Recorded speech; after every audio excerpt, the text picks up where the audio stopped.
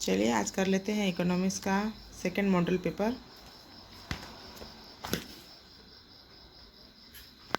Question है, निम्नलिखित प्रश्नों के सही विकल्प चुनकर उत्तर पुस्तिका में चिन्हित करें। हमारा पहला क्वेश्चन है, समष्टि अर्थशास्त्र के अंतर्गत निम्न में किसका अध्ययन किया जाता है। 4 ऑप्शन है। ऑप्शन ए है राष्ट्रीय आय, बी है पूर्ण रोजगार, सी है कुल उत्पादन, डी है उपर्युक्त सभी। हमारा आंसर है ऑप्शन डी, उपर्युक्त सभी। दूसरा नंबर क्वेश्चन है, माइक्रो जिसका अर्थ होता है छोटा, निम्न में किस भाषा का शब्द है। हमारे ऑप्शन है ए है अरबी, बी है ग्रीक, सी है जर्मन और डी है अंग्रेजी। हमारा आंसर है ऑप्शन बी, ग्रीक। आगे बढ़ते हैं। तीसरा नंबर क्वेश्चन है, निम्न में किस आधार स्तंभ पर आर्थिक समस्याओं का ढांचा खड़ा है। हमारे ऑप्शन है असीमित आवश्यकताएं, बी है सीमित साधन, सी है और वह दोनों और डी है उपर्युक्त में कोई नहीं। तो हमारा आंसर होगा ऑप्शन सी, और वह दोनों। चौथा नंबर क्वेश्चन है, अर्थव्यवस्था की केंद्रीय समस्या कौन सी है। हमारे ऑप्शन है ए है साधनों का आवंटन, बी है साधनों का कुशलतम उपयोग, सी है आर्थिक विकास और डी है उपर्युक्त सभी। तो हमारा आंसर होगा ऑप्शन डी, उपर्युक्त सभी। पांचवा नंबर क्वेश्चन है, साधन की प्रमुख विशेषताएं कौन सी हैं।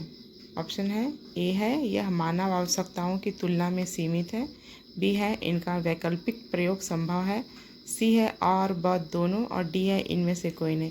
तो हमारा आंसर होगा ऑप्शन सी, और ब दोनों। छठवां नंबर क्वेश्चन है, उपयोगिता की निम्न में कौन सी विशेषताएं हैं।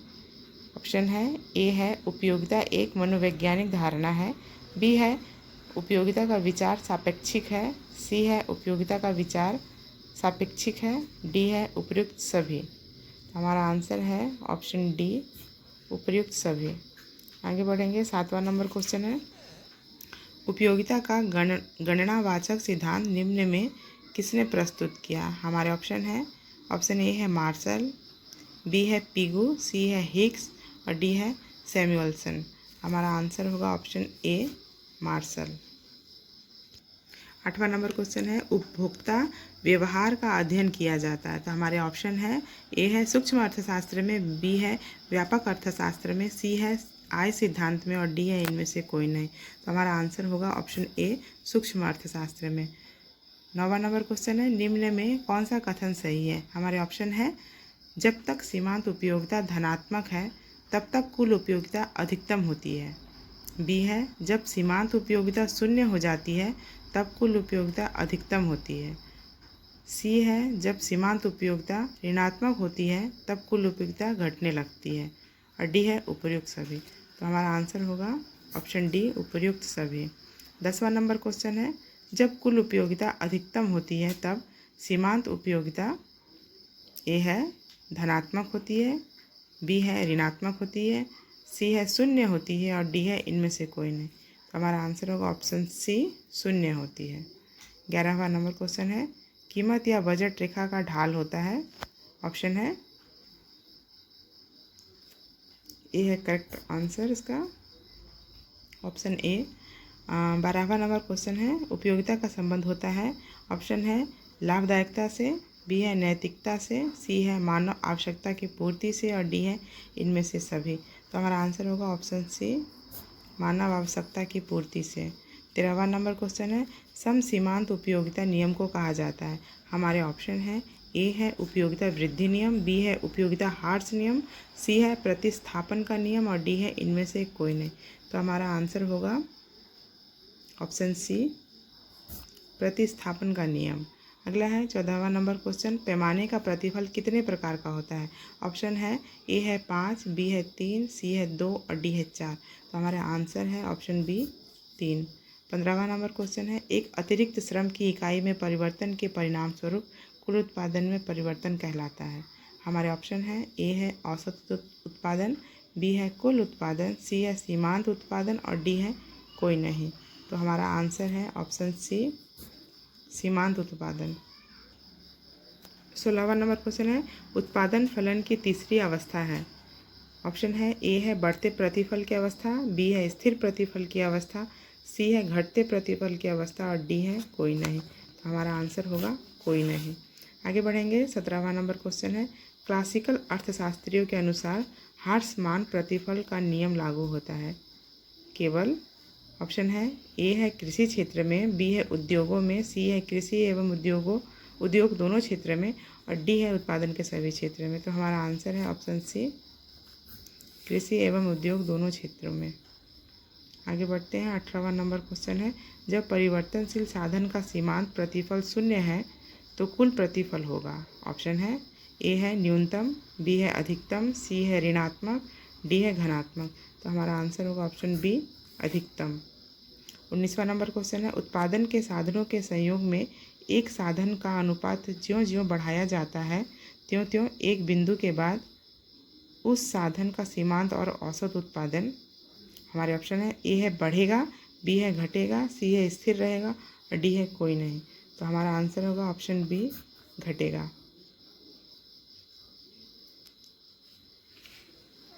20वां नंबर क्वेश्चन है, जब हम सभी परिवर्तनशील साधनों के साथ उत्पादन फलन की विवेचना करते हैं तो यह कहा जाता है।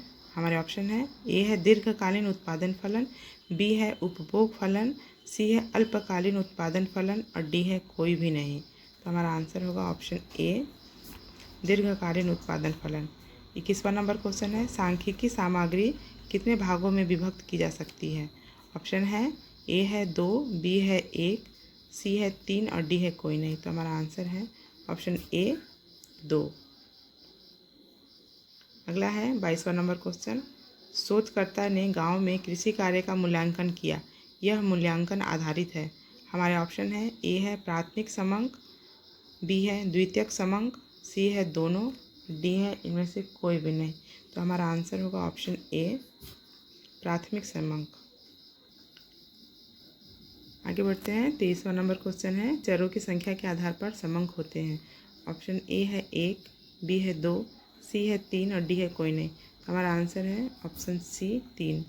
24वां नंबर क्वेश्चन है, समंकों की व्यवस्था के आधार पर समंक होते हैं। ऑप्शन है ए है अव्यवस्थित समंक, बी है व्यवस्थित समंक, सी है दोनों और डी है इनमें से कोई नहीं। तो हमारा आंसर होगा ऑप्शन सी, दोनों। 25वां नंबर क्वेश्चन है, सरकारी प्रकाशन है, ए है प्राथमिक समंक, बी है द्वितीयक समंक, सी है दोनों और डी है कोई नहीं। तो हमारा आंसर होगा ऑप्शन बी, द्वितीयक समंक। अगला है 26वां नंबर क्वेश्चन, सांख्यिकी अनुसंधान में विचार किया जाता है। हमारे ऑप्शन है ए है अनुसंधान का उद्देश्य, बी है समस्या की परिभाषा, सी है सूचना के स्रोत और डी है उपर्युक्त सभी। तो हमारा आंसर होगा उपर्युक्त सभी। 27वां नंबर क्वेश्चन है, सांख्यिकी अनुसंधान का उद्देश्य होता है। ऑप्शन है किसी सिद्धांत की जांच करना, बी है किसी समस्या का समाधान करना, सी है नए नियमों की खोज करना और डी है उपरोक्त सभी। तो हमारा आंसर होगा ऑप्शन डी, उपरोक्त सभी। आगे बढ़ेंगे। 28वां नंबर क्वेश्चन है, खेल के मैदान का माप करने के लिए परिशुद्धता की मात्रा उपयुक्त होती है। ऑप्शन है ए है मीटर, बी है किलोमीटर, सी है सेंटीमीटर और डी है इंच। तो हमारा आंसर है ऑप्शन ए, मीटर। 29वां नंबर क्वेश्चन है, सांख्यिकीय सामग्री कितने भागों में विभक्त की जा सकती है। ऑप्शन ए है 2, बी है 1, सी है 3 और डी है कोई नहीं। तो हमारा आंसर होगा ऑप्शन ए, 2। 30वां नंबर क्वेश्चन है, चरों की संख्या के आधार पर समंक होते हैं। हमारे ऑप्शन है ए है 1, बी है 2, सी है 3 और डी है कोई नहीं। तो हमारा आंसर होगा ऑप्शन सी, 3। आगे बढ़ेंगे। 31वां नंबर क्वेश्चन है, 100 विद्यार्थियों के औसत अंक 50 है तो कुल अंक होंगे। हमारे ऑप्शन है, ऑप्शन ए है 5000, बी है 4000, सी है 3000 और डी है इनमें से कोई नहीं। तो हमारा आंसर होगा ऑप्शन ए, 5000। 32वां नंबर क्वेश्चन है, 11, 12 व 13 का समांतर माध्य होगा। ऑप्शन है ए है 11, बी है 12, सी है 13 और डी है इनमें से कोई नहीं। हमारा आंसर होगा ऑप्शन बी, 12। 33वां नंबर क्वेश्चन है, अंकों को रखा जाता है आरोही या अवरोही क्रम में निम्न की गणना के लिए। तो हमारे ऑप्शन हैं, ए है हरात्मक माध्य, बी है गुणोत्तर माध्य, सी है भारित माध्य और डी है मध्यिका। तो हमारा आंसर है ऑप्शन डी मध्यिका। 34वां नंबर क्वेश्चन है, माध्यिका कौन सा चतुर्थक है? ऑप्शन है, ए है प्रथम, बी है द्वितीय, सी है तृतीय और डी है इनमें से कोई नहीं। तो हमारा आंसर होगा ऑप्शन बी द्वितीय। बी है निम्नलिखित कथनों के सामने सत्य अथवा असत्य लिखें। 35वां का पहला है, पूंजीवादी अर्थव्यवस्था में निजी क्षेत्र एवं सार्वजनिक क्षेत्र का सह अस्तित्व होता है। दूसरा है, उत्पादन संभावना वक्र अक्ष के समानांतर होती है। हमारे विकल्प है, ए है 1 और 2 सत्य हैं, बी है 1 और 2 असत्य हैं, सी है 1 और 2 असत्य है और डी है 2 सत्य है 1 असत्य है। तो हमारा करेक्ट आंसर होगा ऑप्शन सी, 1 सत्य है 2 असत्य है। चलिए आगे बढ़ेंगे। रिक्त स्थानों की पूर्ति करें। एक वस्तु की आवश्यकता संतुष्टि की क्षमता को उसकी खाली स्थान कहा जाता है। हमारा ऑप्शन है, ए है पूर्ति, बी है मांग, सी है उपयोगिता और डी है लागत। तो हमारा आंसर होगा ऑप्शन सी उपयोगिता। डी नंबर है, निम्नलिखित अभिकथनों के साथ कारणों का संबंध बताओ। हमारा अभिकथन है, प्रगणक एक व्यक्ति है जो अन्वेषक को डेटा एकत्र करने में मदद करती है। कारण है, अन्वेषक वह व्यक्ति है जो प्रश्नावली में शामिल पत्रों के सेट का उत्तर देता है। हमारे विकल्प हैं, ए और आर दोनों सत्य है और आर ए का सही स्पष्टीकरण है। बी है, ए और आर दोनों सत्य है लेकिन आर ए का एकमात्र सही स्पष्टीकरण नहीं है।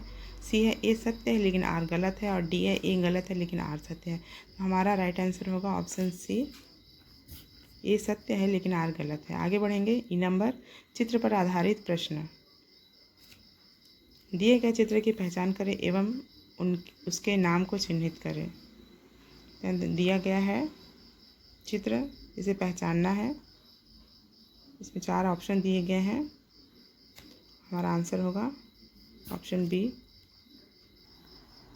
एफ नंबर है, स्तंभ ए को स्तंभ बी से मिलाओ।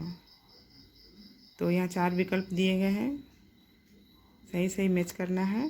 तो विकल्प ए है हमारा राइट आंसर। आगे बढ़ते हैं। जी नंबर, समस्या या स्रोत आधारित प्रश्न। इसमें पैराग्राफ दिया गया है। निम्नलिखित अवतरण को ध्यानपूर्वक पढ़ें और पूछे गए प्रश्नों के उत्तर दें। इस पैराग्राफ को बहुत अच्छे से पढ़ना है और दिए गए इस क्वेश्चन का आंसर करना है हमें। मांग में होने वाला परिवर्तन किसके अनुपात से कम या अधिक होता है? ऑप्शन है, ए है उपलब्धता, बी है सामर्थ्य, सी है मूल्य और डी है उपरोक्त सभी। हमारा आंसर होगा ऑप्शन सी मूल्य। चलिए बच्चों, इकोनॉमिक्स का सेकंड मॉडल पेपर भी कंप्लीट हो चुका है। तो आप लोग कमेंट कीजिए आप कौन सा चाहिए। Thank you, best of luck.